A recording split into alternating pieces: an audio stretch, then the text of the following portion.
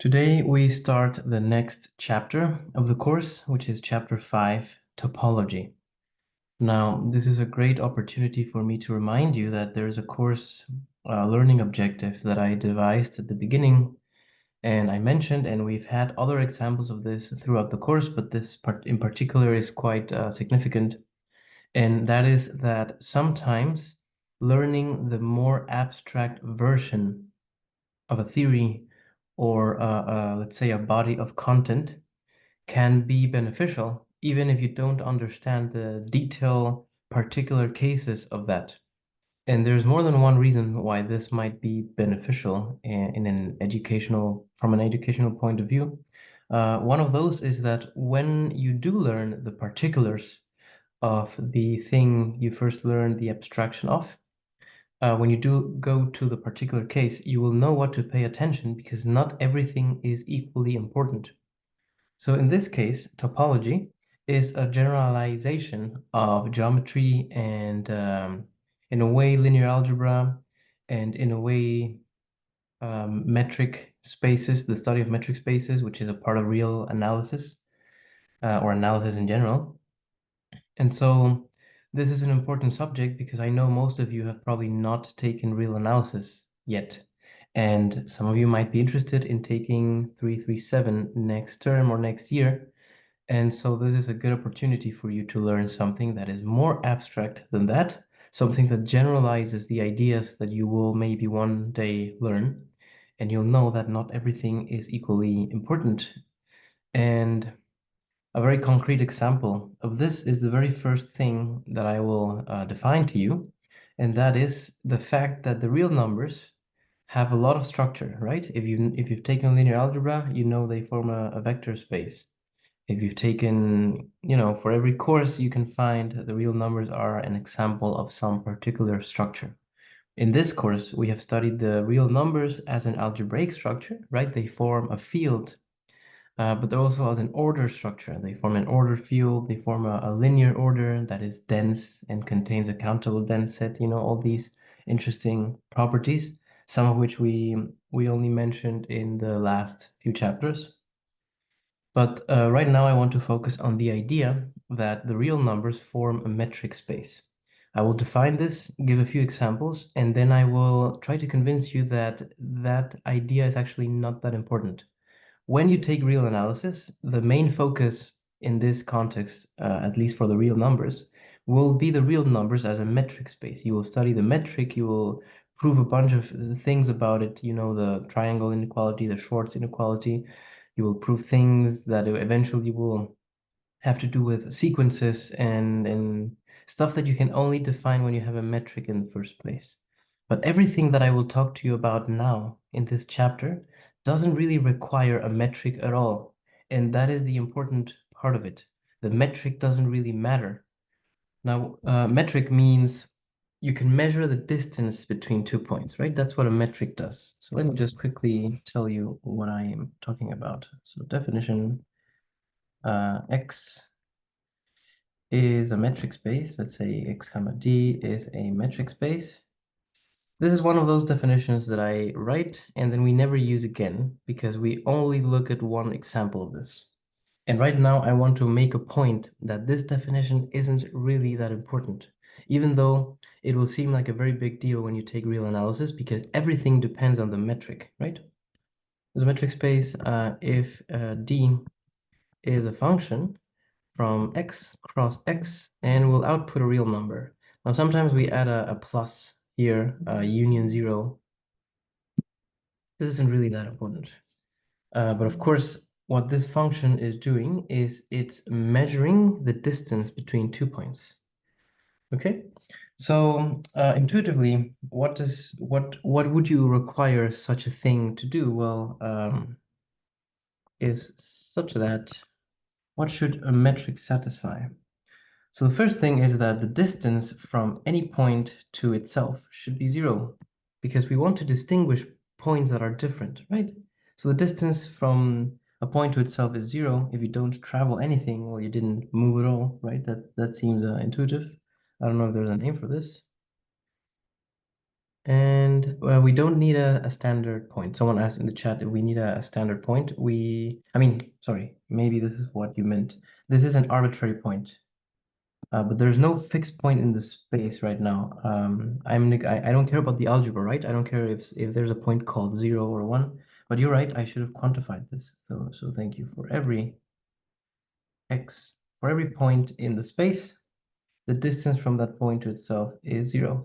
Now, this is an important definition in its own right, but I will repeat this several times. This definition doesn't matter, and we won't really use it except maybe for a few examples or something like that. Okay, so every point to itself has distance 0, and similarly for every x, y, if you have 2 points that are not the same, then this shouldn't be 0, right?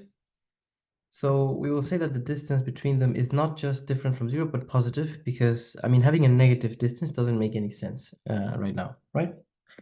Some people do define that, and they would call that something else. For us, a metric space is just the distance has to be positive. This is called positivity. I don't think I need to tell you why. Okay, another thing is that for all x, y, every time you have two, I should have quantified this at the beginning anyway. If you have 2 points at the beginning, sorry, 2 points, any 2 points in the space, and the distance from x to y should be the same as y to x. The order in which we compare points shouldn't matter, right? It's a symmetric symmetry. It's a symmetric thing. And finally, the last bit of definition that I need is the triangle inequality. So for all x, y, z in x, if you measure the distance between x and some faraway point, then that will never exceed the distance between that point and any intermediate step that you take along the way. Now, let me tell you what this means. For example, in the plane R2, let's say Rn, to be a little bit more general, but I'm only going to draw examples in R2. I don't know how to draw in 3D. Some people can. So recall, this is just a set of tuples, right? Such that xi is a real number. We've used this notation before. This is just r cross r cross r n times, right? So let's say okay, we have a metric. And you already know this metric. I will not prove that this is a metric. I will not prove the triangle inequality. You would do that in real analysis. Like I said, the point I want to make is that we don't need the metric. We don't really care about any of this if we just want to talk about topology. Metric is a way in which you measure the distance between 2 points, but I don't really care what the exact distance is. Topology only cares about whether 2 points are close to each other or far away, whatever that means in a more abstract sense. So what metric is there here? If you have 2 vectors, let me draw them like this with an arrow at the top. Hope that doesn't cause confusion, just to distinguish them from the coordinates. It doesn't matter, right? We don't need to do this. What is the metric, the standard metric, the Euclidean metric that you maybe know about? This is obviously not the only metric, right? If I have one metric, I can always change it by multiplying everything times 2. Then I've doubled the distance, and it's still a valid metric. So okay, someone already answered this in the chat. So you take the square root and you add up the coordinates individually and square them, right? So from 1 to n, sorry, of course, this is true, but not just the coordinates, the distance between the coordinates. So we want xi minus yi squared, right? So let me know if this makes sense to you. We don't care about any of this, right? I don't care about how we measure distance between points. The whole point of this is that we can do this. There is a way to measure the distance. So in R2, for example, what is happening? So we have a point on the plane, we have another point on the plane, and we have a third point. the distance between x and y can never exceed the distance between this plus the distance between that. If we make a detour traveling from x to z and we first visit y, then this couldn't have made the trip shorter because we're traveling in a straight line. And this is the triangle inequality. This length, this distance, is what we're calling dxy. And similarly, this would be dyz. And if you add these two things, this cannot be smaller than the original distance because we took a detour, right? How could we get there faster? This is the triangle inequality. Like I said, I will not prove that this is indeed a metric, because now we're going to use the metric to study something much deeper and much more general and abstract. And even though I will define it now for the purposes of this course in terms of the metric, you will see that apart from very few things, we don't really need the metric. This is all just like a technical detail, but we could completely change the metric because I will never, for all these arguments, we never care if the distance is 5 or 10. Maybe we care if the distance can be made very small or very large, but never specifically what the number is. And this is the point that I'm trying to make. So once you study this in real analysis, you will know that the important thing is not what is the value of dxy. No, the important thing is something a little more profound than that, right? So yeah, like I said, it might take a while for you to appreciate this, but regardless, let's study the next topic. So wait, I should have maybe said something else here. So metrics. This is the first topic, right? Metrics, which we will kind of neglect. What about R, by the way? Maybe it's okay to generalize, but it's also good to remember what happens in R. What's the distance between two real numbers using this Euclidean metric? Who can tell me?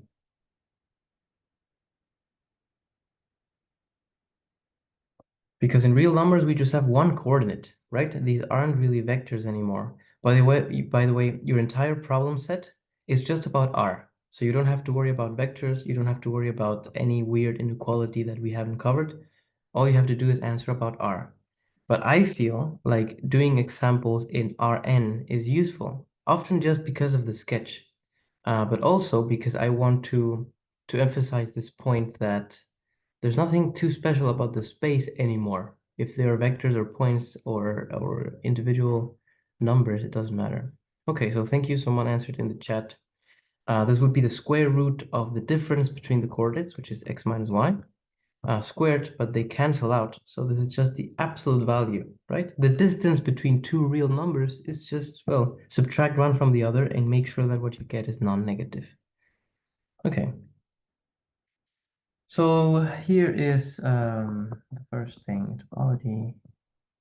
Topology. The first concept in topology would be open sets. So I want to emphasize once again, and I know I'm repeating myself a lot here, but what is important about topology is not how you measure the distance between points or exactly what number you would get if you measure the distance between points, but it's the fact that you can do this and the fact that having a metric allows you to decide what points are close to each other and what points are not close to each other. In a very abstract sense, for example, there are topological spaces that are not metric, not even metrizable.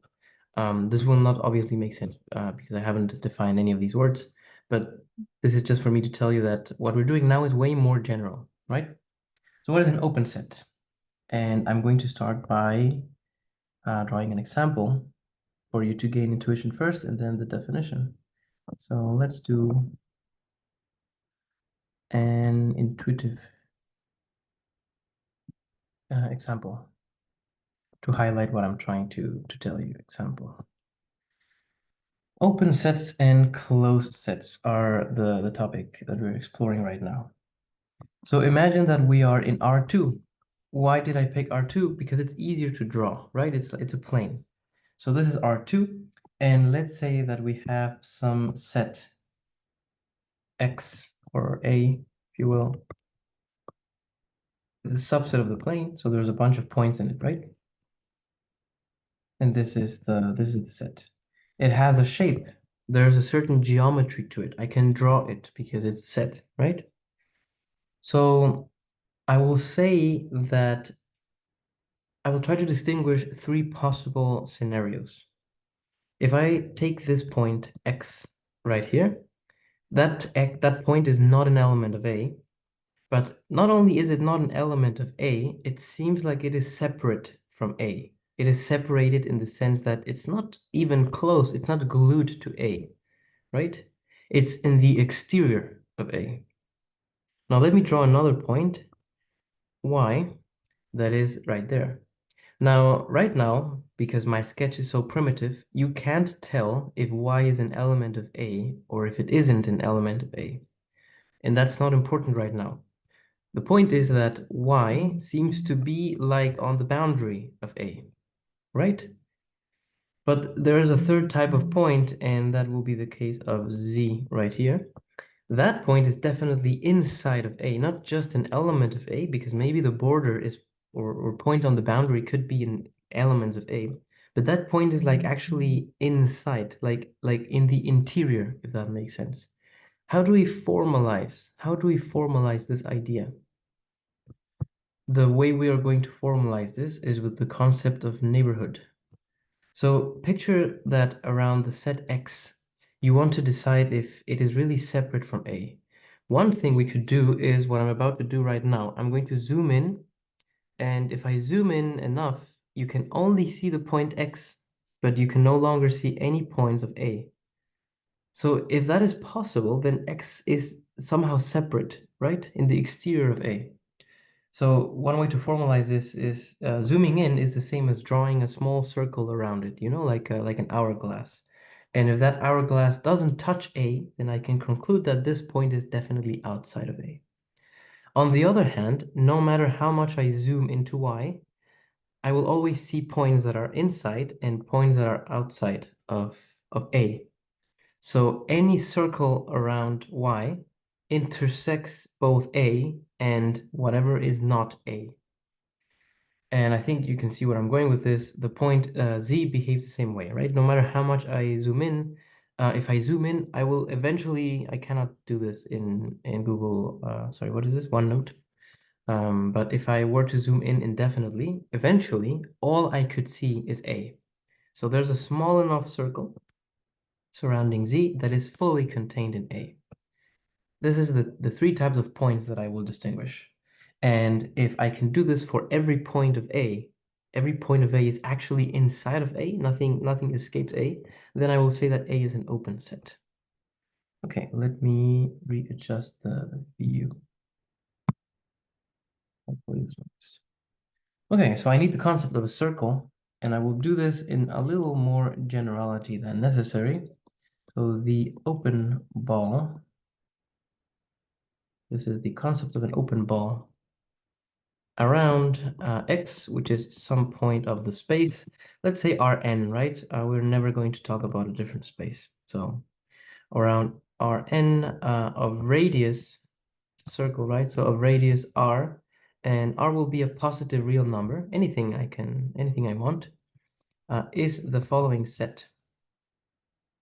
And I will denote it with a B.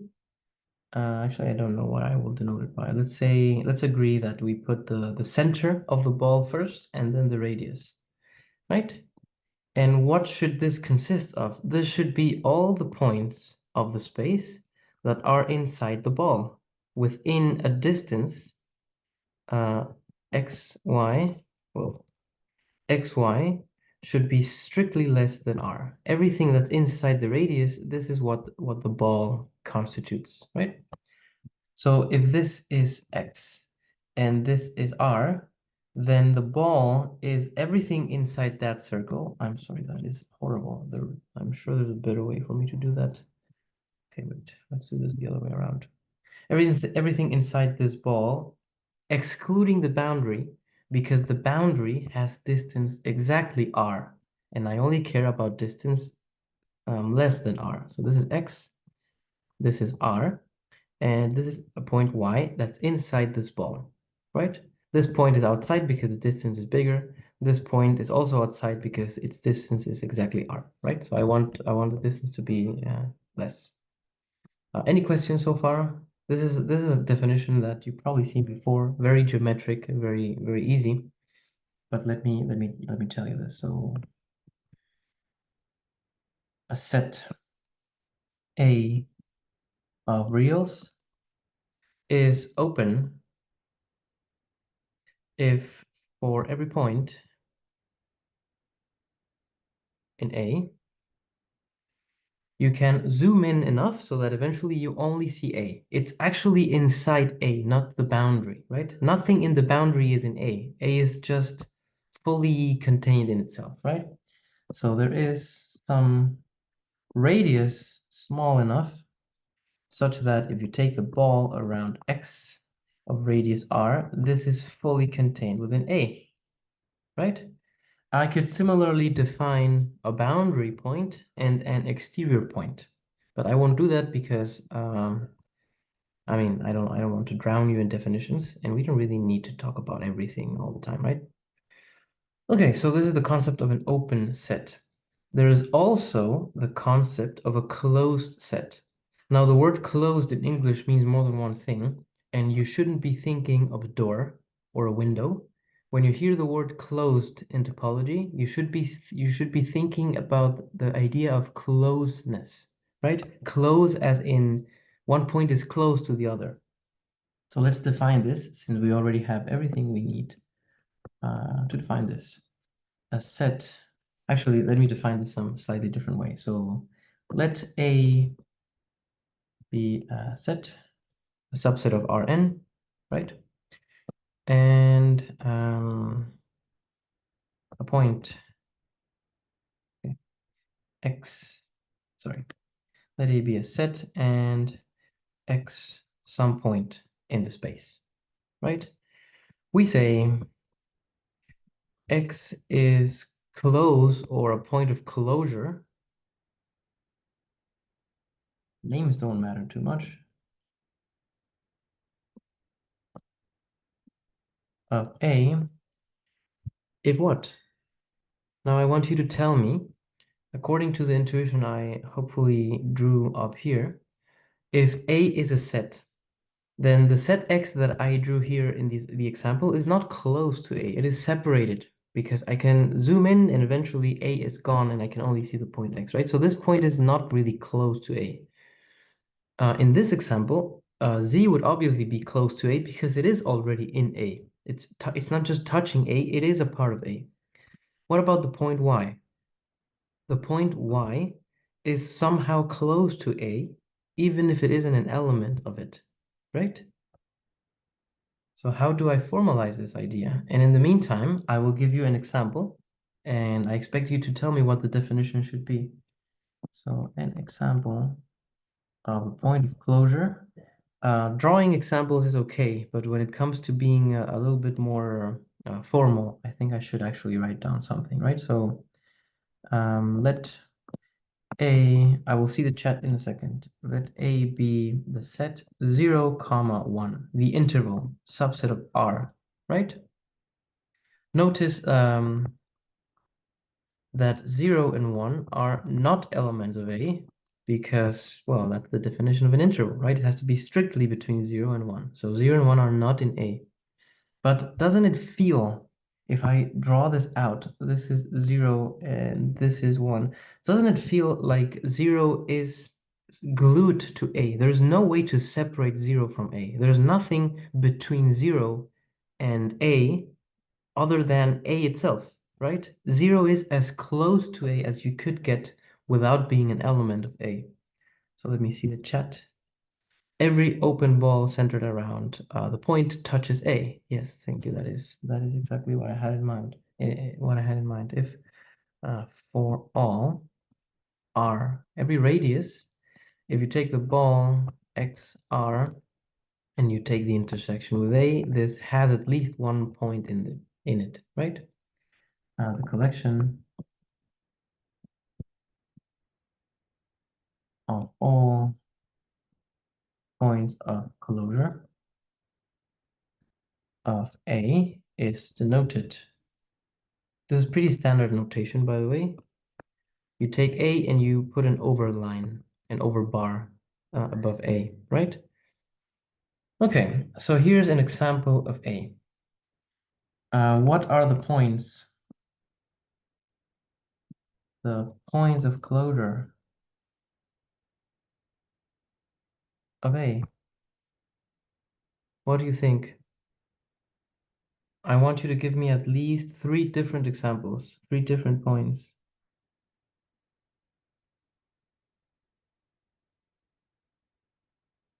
What is a point of closure of A?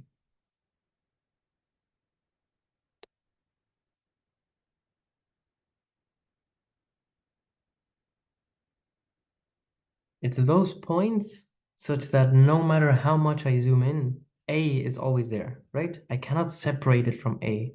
It's glued to A.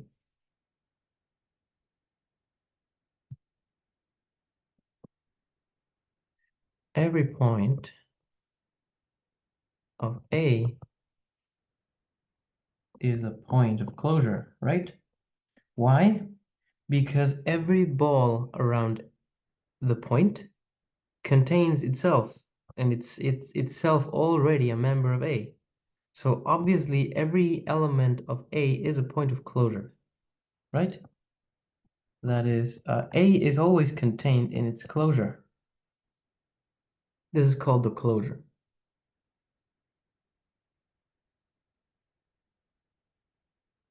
The closure of A. But this is not an equality. This is not an equality. These sets are not equal. There's things that are points of closure of A that are not inside of A. So 0 and 1, if I hopefully convinced you. Okay, I have a question in the chat. Is the one-dimensional open ball just some open interval centered at the point? Yes, that is correct. And I will add that as a detail right now. So here are some remarks, some observations that are important. So the first observation is that okay, let A be any subset of R, then A is always contained in its closure because every point already witnesses what intersects the ball with A, because it is already a point of A, right? So there is no way to separate them. The point itself is already witnessing that this intersection is non-empty. So this is almost obvious. The second one is that in R, what is the ball of radius R? This is just, you take the point and you subtract R. And then you take the point, and actually that's not what I want to write. You subtract R, what I said, right? So open balls in the real numbers are easy. They're just open intervals centered around X and of radius R, right? Balls in R2 are like circles. Balls in R3 are spheres. But this definition is a little bit more abstract, right? Okay. Any questions so far? Let's try proving something. Proposition. Every open interval is open, hence the name open interval. That is for any xy. And by the way, a lot of people would write this as x less than y, but we don't need to, because if x is not less than y, then this set is always empty, which is fine. Is open. Let's prove this. Let's prove this as an exercise. And by the way, interval only makes sense in the real numbers, right? There are no intervals in R2. How would you draw an interval in the plane? You wouldn't call that an interval anyway. So let's say it's open in R. Okay, so how do you prove that every interval is open? Well, if you scroll up to the definition of open set, it says that a set is open if for every point you can find a radius so that the ball is contained in A. So if we want to do that for this, it's a quantifier, right? It's quantifying the point. So we say let Z be any point in the set that we want to show is open. So let's call that Z, right? Let Z be some element there.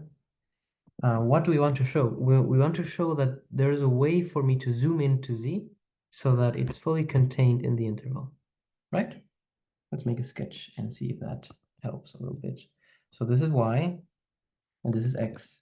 Now, am I assuming that X is smaller than Y? No, I am not. I am not doing that, but yeah. So Z could be some point. It might be closer to Y than it is, sorry, to X than it is to Y.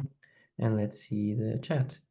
So someone in the chat is suggesting we pick the radius as the smallest distance between these two and divide it by 2. Okay, I like that. So we measure the distance between X and Z, and we measure the distance between Z and Y. And whichever one is smaller has to work, right? There's actually no need to divide by 2, but I like that idea. So pick R. What radius would we suggest? Okay, well, you say we need to compare X minus Z. I will put them in absolute. Actually, I don't need to put them in absolute value, right? Because this only makes sense if they are ordered the way I drew them. So, I mean, if you don't believe that, then you can just add the absolute value and it still works. So this is Z minus X and Y minus Z, right? So you take the smallest distance between those two. This is going to be a positive number because these are ordered the way we want. And if you don't believe that, just add absolute value and then it's definitely positive. These are all different points. And R has this property that if you take the ball around Z of size R, everything in that ball has to be bigger than X, right? And it has to be smaller than Y as well, right? So the ball that we are drawing, this ball right here, looks exactly like this, like that. So it is contained. This is very easy to show, right? I may be adding too many details, but I think that's fine. So open intervals are open. What other sets are open? Are there open sets that are not intervals? So let me tell you how we can find infinitely many different examples of open sets. So I don't know if I should write this as a theorem, maybe lemma. It's not really that deep. And there's a question in the chat. Okay, the empty set. The empty set is open. That is correct. And I will maybe leave as an exercise for you to think about the fact that the proof I just wrote down works for an empty set, right? So actually, let me add this. This is where quantifiers become something important, and the subject of topology is not just for me to tell you, oh, there's this thing called topology and it's really cool. This is an excuse to learn how to write proofs with quantifiers and understand a lot of things, right? So in particular, there is nothing about my proof that doesn't work if I do this. If x happens to be bigger than y, then the interval xy is empty. There cannot be anything between x and y if they are ordered in reverse, if they're ordered the wrong way as I drew them. So this is open because every interval is open and the empty set is an interval, right? Now, if you want to be very even generalize this even more, you can think of infinite intervals, and by that I mean intervals that go all the way to infinity or minus infinity. This proof applies there too, but you do have to write it differently because you cannot subtract infinite things, right? So you have to write things a bit differently. You have to pick a slightly different radius so that it makes sense. But unbounded intervals are also open. Now let me tell you how to find a ton of examples of open sets. And by the way, since we already talked about closed sets, maybe I should add this to the notes. Open and closed sets.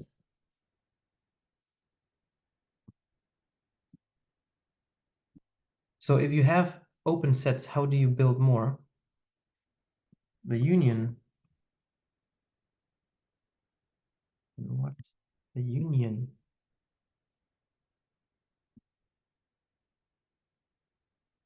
is open. And by union, I mean arbitrary union, not just the union of two, but the union of any number, infinite, countable, uncountable. Arbitrary union of open sets is open, and I will prove it in this level of generality. So proof. Sorry, I don't know what's happening. Okay. So let F be a family of open sets.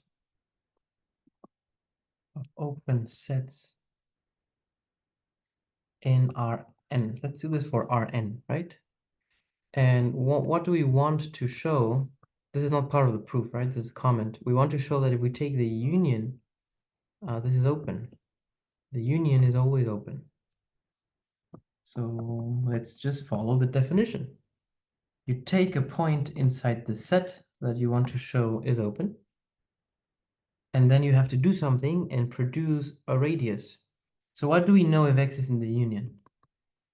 Well, if X is in the union, it has to be in some element of the family, right? There is some element of the family, call it A, that contains this point X, because it is in the union, and that's the definition of union. I will make a sketch. Actually, why not now? So here is A, here is B, here is C, and this family could be infinite, so I don't know where to stop. So pick a point in the union, and maybe it happens to land in the first one. Since it is in A and A is open, there is a radius that works, right? There is a radius that is fully contained in A. But obviously that same radius will work for the union because A is a part of the union, right? So we don't even need to change the radius. We don't need to make it smaller or anything, right? So since A is open,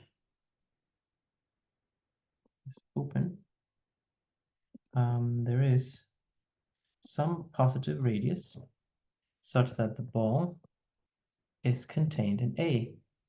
But A is a part of the union because it is an element of the family. So we're done.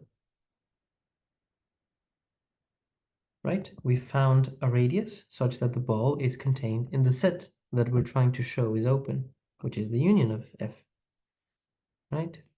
Maybe I can highlight this. For some reason that is X in the middle. What about the intersection? So lemma number 2. The union of any number of open sets is open. What about the intersection, right? And here, something weird happens. The intersection of two open sets is open. And by extension, if you use induction, you can prove that the intersection of a finite number of open sets is open, right? Because if you have 10,000 open sets, well, just divide it into the first 9,999 and the last one. That's a union of two open sets, right? So by induction, the first 9,000 are all open, so the union is open, and then you can do this step by step, right? So inductively, the intersection of finite number of open sets is open. Why is this so strange? First, I proved that the arbitrary union preserves openness, but now the intersection is more restricted. Only a finite number will work. So a question I leave for you is, can you prove this for an arbitrary intersection? Like if I have infinitely many open sets and I intersect them, will that be open or not? And the answer will be given in the tutorial, in the next tutorial this week.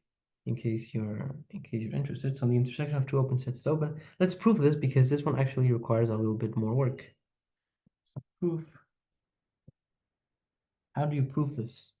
Well, let A, B be open sets, right? Because it says the intersection of any two, so let's just take 2. And consider a point in the intersection. Consider X in A intersection B.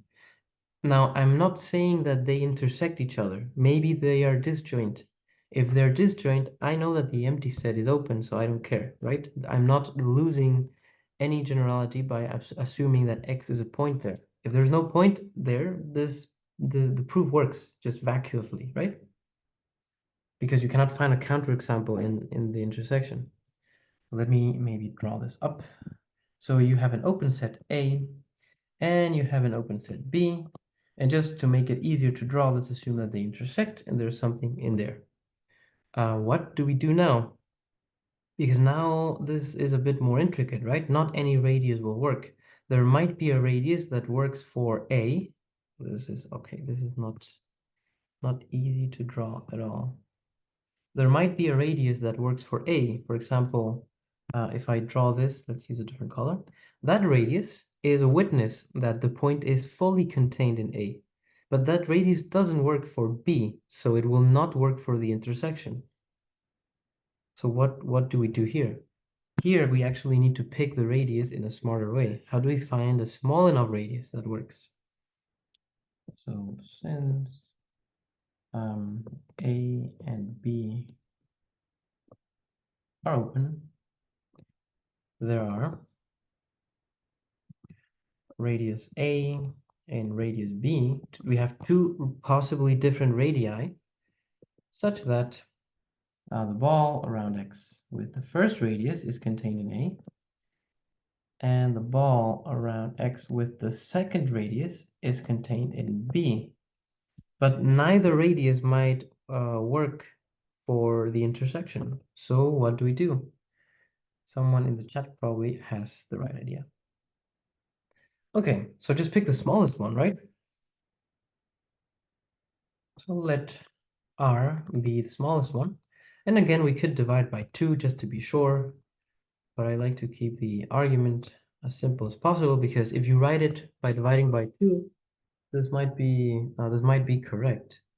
But then there's the question, a reader might wonder, why did they divide by 2? Is there another reason? And this might cause confusion. So let this happen.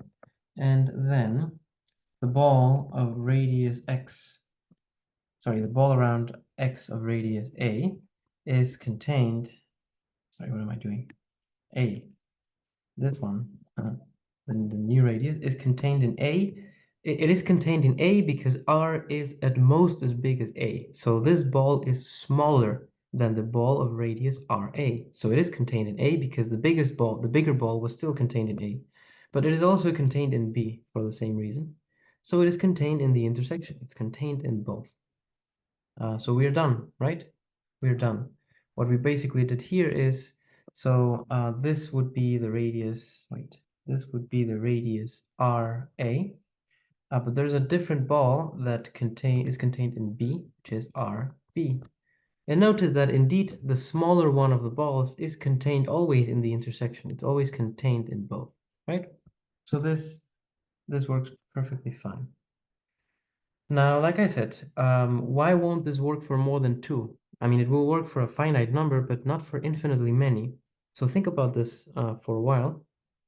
And next time we will continue talking about closed sets, because closed sets are also very interesting in their own right. And let me stop the recording.